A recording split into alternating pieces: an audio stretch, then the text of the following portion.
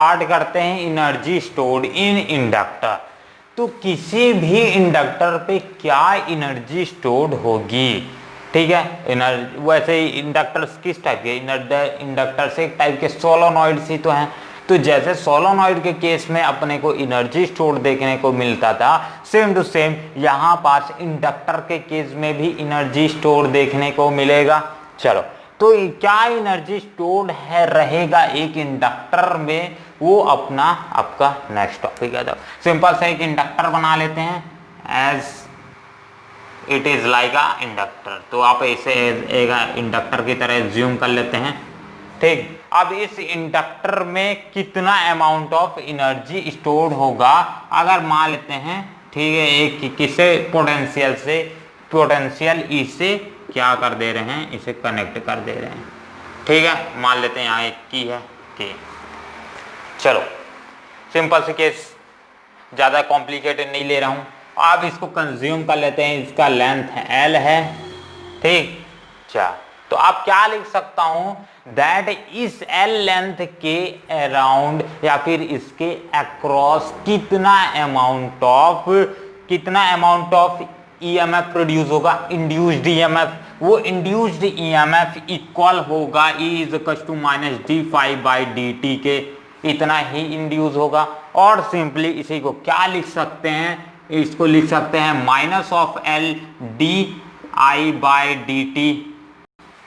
Is that correct? चलो correct है ना, माइनस E/dt लिख सकते हैं, लिख सकते हैं। तो इतना अमाउंट ऑफ अपना इंड्यूस करंट इसके अराउंड प्रोड्यूस होगा जब इसके थ्रू आई करंट फ्लो होगा, आई करंट फ्लो होगा, ठीक है। यहां तक क्लियर?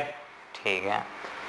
चलो, तो अब ये नेगेटिव साइन यहाँ क्या इंडिकेट कर रहा है, नेगेटिव साइन सिंपल सा अपने को ये मालूम है कि नेगेटिव साइन ये इंडिकेट कर रहा है कि दैट इंड्यूस ईएमएफ जिसके कारण प्रोड्यूस हो रहा है, इस आई करंट के फ्लो होने के कारण प्रोड्यूस हो रहा है, इसी ये आई करंट को अपोज करेगा। ये नेगेटिव साइन ये इंडिकेट करता है। तो Kirchhoff's KIRCHOFFS Kirchhoff's KIRCHOFFS Kirchhoff's rule, ठीक है। किरचॉफ्स सेकंड रूल अप्लाई करो इस लूप के लिए, तो अपन क्या लिख सकते हैं, अपन लिख सकते हैं that E is equals to E, जो अपना यहाँ पास ईएमएफ रहेगा, या फिर ये जो E बोल रहे हैं ये E वोल्ट का बैटरी है, ठीक है। तो वो E इस इंड्यूस्ड ईएमएफ के इक्वल होगा, रहेगा, सही है, इतना ही तो रहेगा, ठीक है। तो E इज इक्वल्स टू क्या लिख सकते हैं, L di/dt as a closed loop के लिए लिख सकते हैं सेकंड लॉ से, और माइनस साइन यहां पास नेग्लेक्ट कर जाएगा क्योंकि अपन इसको एज सेकंड लॉ मतलब किरचॉफ सेकंड लॉ यूज कर रहे हैं, ठीक। चलो ये हो गया, यहां तक क्लियर, यहां तक क्लियर, सिंपल। तो ये आ जाएगा अपना अभी इंड्यूस्ड वैल्यू, ठीक। अब ये जितना ज्यादा यहाँ वर्क डन होगा वही वर्क डन एज एनर्जी के फॉर्म में यहाँ स्टोर होगा, सही है। जो वर्क डन होगा इसके अराउंड वही एज अ एनर्जी के फॉर्म में स्टोर होता है। जो वर्क किसी भी ऑब्जेक्ट में या फिर किसी भी ऑब्जेक्ट में बोला, जैसे मुझे ही कोई धक्का दे रहा है, ऐसे धक्का दे रहा है, मैं इधर गया, ठीक है। तो पीछे से जो मुझे धक्का दिया और ये धक्का का फोर्स मेरे बॉडी पे लगा और मैंने मोशन किया और मैंने मतलब कुछ वर्क किया, तो ये वर्क किस फॉर्म में स्टोर रहेगा, मेरे काइनेटिक एनर्जी के फॉर्म में स्टोर रहेगा, ठीक है। अगर मैं यहीं शांत खड़ा हूं तो यही वर्क, यही एनर्जी मुझे मेरे अंदर कैसे स्टोर रहेगी, पोटेंशियल एनर्जी के फॉर्म में स्टोर रहेगी। तो क्लियर है। तो जो भी चीज रहती है, जो भी एनर्जी रहती है, वो एज वर्क के फॉर्म में या फिर पोटेंशियल एनर्जी या काइनेटिक एनर्जी या इन सम के टोटल यानी वर्क के फॉर्म में एक बॉडी में स्टोर्ड रहती है। तो जो भी एनर्जी इसके अराउंड भी होगी वो भी एज अ वर्क के फॉर्म में स्टोर्ड होगी। तो एज एज्यूम कर लेते हैं, तो work is equals to simple, अभी जिसको एक्सप्रेशन याद नहीं है, work done is equals to E के रिस्पेक्ट में चाहिए अपने को, मतलब वोल्टेज के रिस्पेक्ट में चाहिए, तो अपने पोटेंशियल डिफरेंस वाला चैप्टर को याद करो, second chapter. V is equals to क्या होता था, dW/dQ, याद आया, dw/dq आता है होता था। और सिंपली यहाँ work done dw is equal to क्या लिख सकते हैं, dq इंटू v लिख सकते हैं। तो यही एक्सप्रेशन यहाँ भी यूज करो, ठीक है। बट ये एज ए इंडक्टर यानी मैग्नेटिज्म का केस है तो थोड़ा बहुत चीजें चेंज हो जाएंगी, मतलब वर्क डन का वर्क डन ही रहेगा, dq की जगह dq ही रहेगा। तो सबसे पहले dq नहीं लिखते हैं, ठीक है, इसके लिए सबसे पहले लिखते हैं v। तो v एज किसके फॉर्म में स्टोर्ड है, v एज EMF के फॉर्म में, या फिर किसके फॉर्म में स्टोर्ड है, इलेक्ट्रोड पोटेंशियल के फॉर्म में स्टोर्ड है, तो मतलब E के फॉर्म में स्टोर्ड है। और सिंपली इस E को मैं क्या लिख सकता हूँ, स्मॉल e लिख सकते हैं, स्मॉल e, ठीक है, स्मॉल e। और dq 400 dq के चार्ज के फॉर्म में स्टोर्ड है। क्लियर हुआ? चलो तो अब इसको क्या कर देते हैं, सिंपल इन क्या कर देते हैं, इन सबकी वैल्यूज को पुट कर देते हैं। तो इज इक्वेशन 1 मान लो, तो putting the value of equation 1 इन इसे इक्वेशन 2, तो putting the value of equation 1 in equation 2, equation 1 की वैल्यू इक्वेशन 2 में पुट कर दो, ठीक है। तो work done is equal to E, और ये D, E की जगह क्या लिख सकते हैं, E की जगह लिख सकते हैं LDI/dt और इंटू dq। चलो इसको एक बार और सॉल्व कर लेते हैं। वीडियो तो क्लियर है, बट थोड़ा सा और क्लियर हो जाए तो काफी मजा आ जाए, ठीक है, अब ज्यादा क्लियर है, ठीक है। तो di/dt, और सिंपली इसी की जगह क्या लिख सकते हैं, L dq को इसकी जगह रिप्लेस करो, तो ये क्या आ जाएगा, dq/dt into I, dq/dt into di।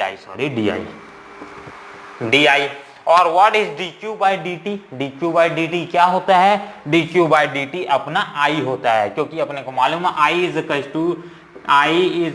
To q/t, current electricity में पढ़े थे, याद आया?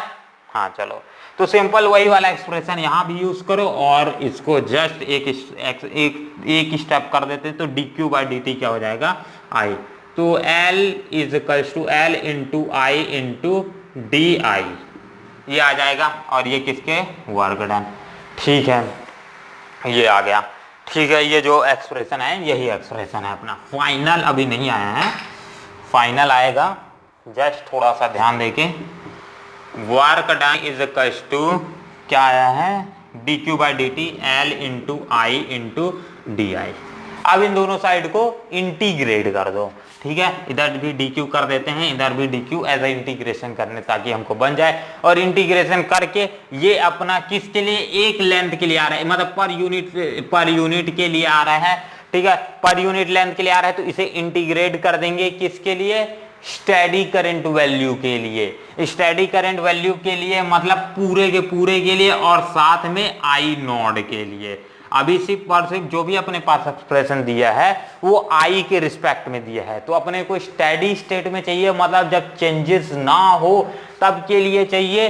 तो वही तो वर्क के फॉर्म में स्टोर रहेगा, जब कुछ ना चेंज होगा तो वही एज ए पोटेंशियल एनर्जी यहाँ स्टोर रहेगा, ठीक है, मतलब वर्क के फॉर्म में वही स्टोर रहेगा। तो मेरे को स्टेडी वैल्यू के लिए, मतलब I नॉट के लिए, करंट के लिए ये एक्सप्रेशन चाहिए। तो dw का इंटीग्रेशन कर दोगे तो w, और इसका इंटीग्रेशन L तो कांस्टेंट है, ये तो बाहर निकल आएगा, ठीक है। इंटीग्रेशन होगा I इंटू DI, ठीक है, I इंटू DI कहाँ से कर रहे हैं, 0 से लेके I नॉट वैल्यू तक के लिए, मतलब स्टेडी करंट वैल्यू तक के लिए कर रहे हैं।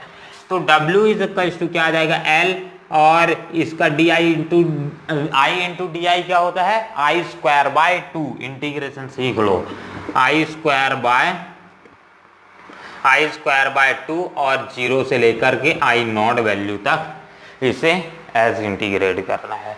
सो simply W is equal to L into I naught by 2 minus of 0, ये आ जाएगा। वैल्यूज को पुट करोगे तो वैल्यूज को पुट करेंगे, हाँ यही आएगा, ठीक है। एक स्टेप और सॉल्व कर देता हूँ, तो ये एक्सप्रेशन एज अपना आ जाएगा half of L I naught square आ गया। तो ये आ जाएगा आपका और अपना फाइनल एक्सप्रेशन, मतलब इतना अमाउंट ऑफ अपने पास वर्क डन, या फिर बोल सकते हो यही एज अ एनर्जी के फॉर्म में स्टोर रहेगा। तो इसी के बगल में U लिखे दे रहा हूं, तो समझ जाना U किसके लिए डोनेट करते हैं, U फॉर एनर्जी के लिए डोनेट करते हैं। तो इतना 1/2 ऑफ L यानी इंडक्टर, ठीक है, half of inductor into I not मतलब स्टडी करेंट, ठीक है, स्टडी करेंट जो इस पूरे सर्किट में प्रेजेंट रहेगा, और आई नॉट मतलब आई नॉट का वही स्क्वायर। ठीक, तो इसके किसका स्क्रीनशॉट ले लो, वीडियो क्लियर, एक नंबर। तो इतना ज्यादा अमाउंट ऑफ मतलब इतना अमाउंट में अपने पास क्या एनर्जी स्टोर रहेगी किसी भी इंडक्टर में। ठीक, इंडक्टर बहुत ज्यादा जरूरी है भाई, मतलब इसका एप्लीकेशन आप इसी सर्किट में ज्यादा पढ़ोगे। ठीक है, अपन आगे वाले जाके इसका इंडक्टर के एप्लीकेशन ज्यादातर देखेंगे अगले वाले चैप्टर पे। ठीक है, तो यहां तक का क्लियर है, तो आगे बढ़ जाएं। चलो, तो अब नेक्स्ट स्टार्ट कर low self inductor. Self inductor का अलग से लेक्चर ले लें किसी में, आई थिंक सो कि इसी में ले लिया जाए तो ज्यादा बढ़िया रहेगा, अभी 10 मिनट का तो वीडियो हुआ है। ठीक है, तो इसी वाले चैप्टर इसी लेक्चर में ही ले लेते हैं नेक्स्ट वाला भी अपना टॉपिक सेल्फ